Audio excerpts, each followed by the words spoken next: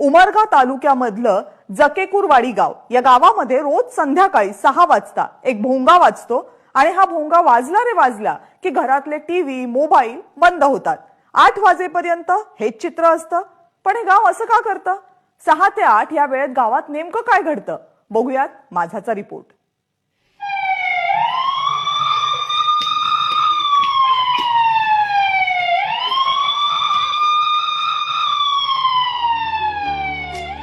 आता तुम्ही म्हणाल हा सायरन कसला? तर हा सायरन आहे विद्यार्थ्यांना अभ्यासाची आठवण करून देणारा। उस्मानाबादच्या उमरगा तालुक्यातील जकेकुरवाडीमध्ये रोज संध्याकाळी 6 वाजता गावात हा सायरन वाजतो। गावातले टीव्ही मोबाईल बंद होतात आणि सुरू होतो विद्यार्थ्यांचा अभ्यास। पहिला आमच्या गावामध्ये टाइम टेबल नव्हतं, पण आमच्या सरपंचांनी आमच्या गावामध्ये टाइम टेबल सुरू केले। 6 वाजता बेल वाजते, मग आम्ही सर्वजण ग्रामपंचायतच्या वाचनालयामध्ये येऊन ग्रुप करून अभ्यासाला बसतो। आमच्या गावामध्ये करेक्ट 6 वाजता बेल वाजते। आम्ही टीव्ही मोबाईल बंद करून अभ्यासाला बसतो। संध्याकाळची वेळ सुरू झाली की गृहिणींच्या मालिका सुरू होतात, तर विद्यार्थीही मोबाईलवर खेळत बसतात। हीच सवय मोडून काढण्यासाठी गावकऱ्यांनी हा नवा प्रयोग सुरू केलाय। काही मुलं म्हणा, मुलाचे पालक म्हणा, मोबाईलच्या व्यसनाच्या एवढा आहारी गेलेले आहेत की सारखं त्या मोबाईलमध्येच गुंतून असतात। व्हॉट्सअप बघणे किंवा मेसेज बघणे वगैरे।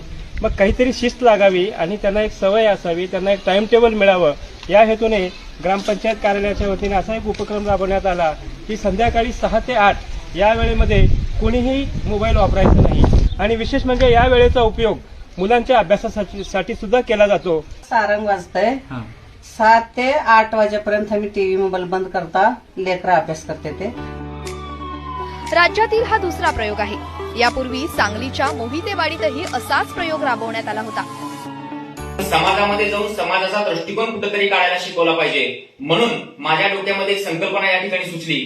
विद्यार्थ्यांना त्या ठिकाणी अभ्यास करण्याची गोडी, अभ्यास करण्याची आवड त्या ठिकाणी निर्माण होत आहे। सामूहिकरित्या अभ्यास केल्यामुळे एकमेकांना प्रश्न विचारून त्या ठिकाणी प्रश्नांची व विचारांची देवाणघेवाण या ठिकाणी विद्यार्थ्यांमध्ये होत आहे। आणि अशा प्रकारचे विविध उपक्रम आम्ही आमच्या जकेकुरवाडी या गावामध्ये या ठिकाणी राबवत आहोत। आपल्या आजूबाजूचे विद्यार्थी पाहिले ना तर त्यांची मोबाईलची गट्टी आणि पुस्तकांची कट्टी घेतल्याचंच दिसतं। आणि म्हणूनच या पिढीला पुस्तकांच्या दुनियेत परत आणण्याचा विडा जकेकुरवाडी या गावाने उचललाय।